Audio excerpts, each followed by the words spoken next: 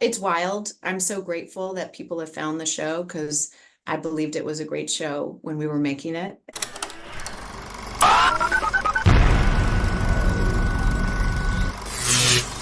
I'm Jordan from Pop Culture Planet. Super excited to talk with you about Extended Family today. I've been watching it with my family and we have been loving it. Oh, good. Do you have kids? Is it with your Just my brothers, parents. sisters, you and your? I love that. I love like who's watching it together, and I love that you can watch this with your parents. Were there any moments on set where you had trouble getting through a scene because you were just laughing too much?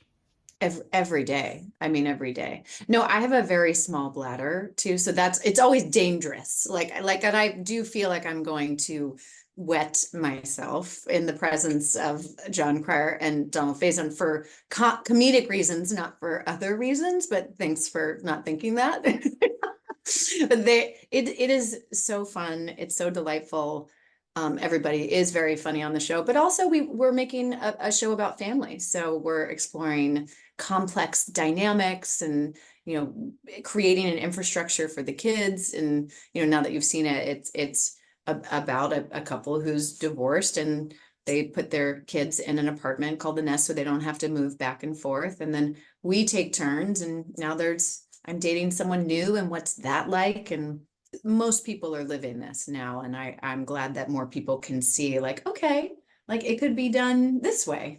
I love that it's loosely based on this real family and their real situation. Was there anything that the person your character was based on that you drew from in your portrayal of Julia? Well, this is what's so interesting. When I read the script, I didn't know it was inspired by a real family. And I just was like, I want to see this kind of divorce on television. And then when I was auditioning for the show, we did Zoomistry readings because during the pandemic, to do things in person, we still know we're pretty limited.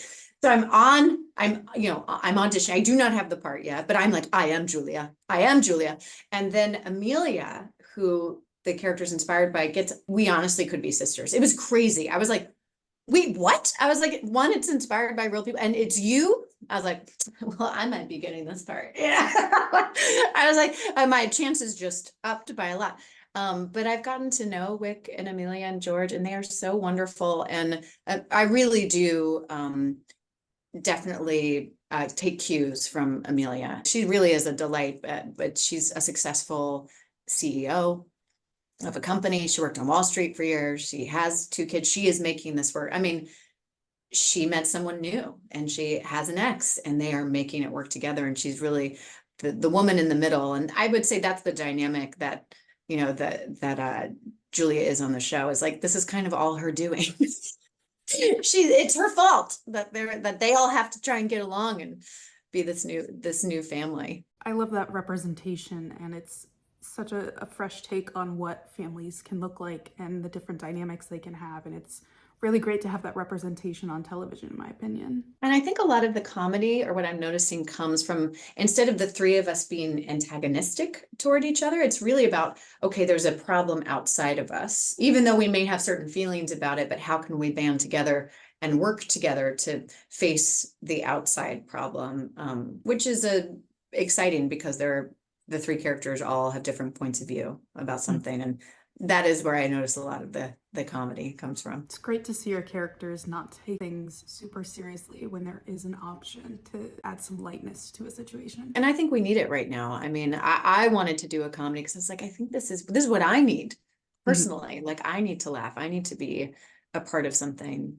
like this and bring more joy and delight. And I like that it goes down easy. I think that's really, really nice. And what sitcoms are made for. This isn't your first sitcom, but it is the first one in front of a live studio audience. Is that correct? This is my first live studio audience show where we rehearse all week, and then on Friday nights we put on a show.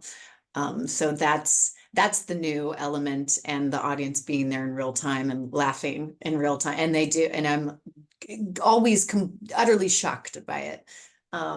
So that's the new format. But I grew up doing theater and got my start in the theater. So it feels like returning home. And my first job in New York was All My Children. So spent a lot of time in front of multiple cameras on a stage. It feels like this really interesting return home on a, in this new level. And I just love it. I really do.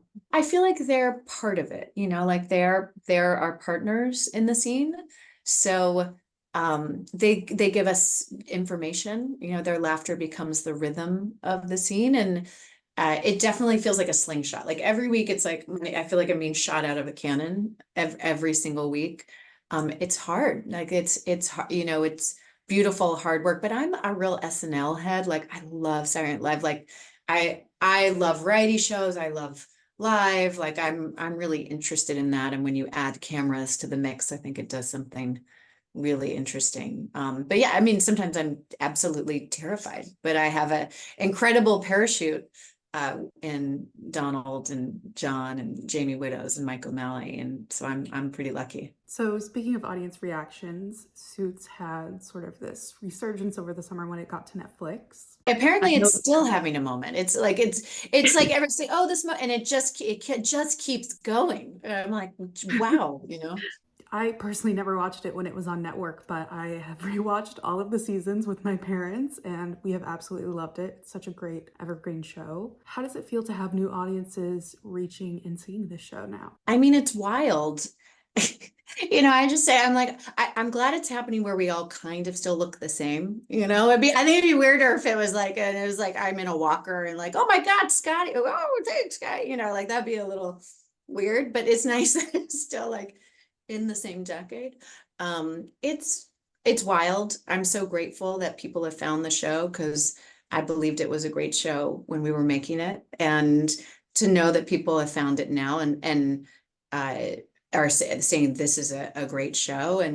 But it's also interesting. It's, I would say we finished shooting 3 years ago, and my character came in and out because I was shooting time. I mean, I shot several other shows while I was shooting that show, and Aaron Korsh, the creator, was just very, very kind to invite me back again and again. But I shot that show while I was shooting Rectified, True Detective, Timeless, and Reprisal. I shot Suits the entire time while I was shooting other shows. So I don't know, it's just I need to go back and watch it. I got to be part of this rewatch. Would you ever want to return to Scotty as a character and where do you hope she is now? I mean, last once we saw Scotty, she had gone to London, and her and Harvey had kind of kept up their working relationship, but obviously now he's moved on with Donna. But I don't think they've really ever moved on, probably in a work capacity. But I'm so curious. Like, we'll see what Aaron has in store for Suits LA, and I mean, it would be a delight into, if he wanted me to come back and play. I mean, and I mean, again, it'll be a new cast, but I love my scene partners from Suits. I love that cast so much, and it was a joy to shoot every scene with them. I mean, really and truly, and the writing is so tremendous. So I'm excited to see what Aaron does next, and if he calls me, even better. Well, this was great. Thank you so much for taking the time, Thank you, Abigail. Jordan. Thank you. Nice to meet you, and tell your parents hi. I can't wait to hear what else they think about the show. Yeah. And enjoy New Hampshire. Thank you.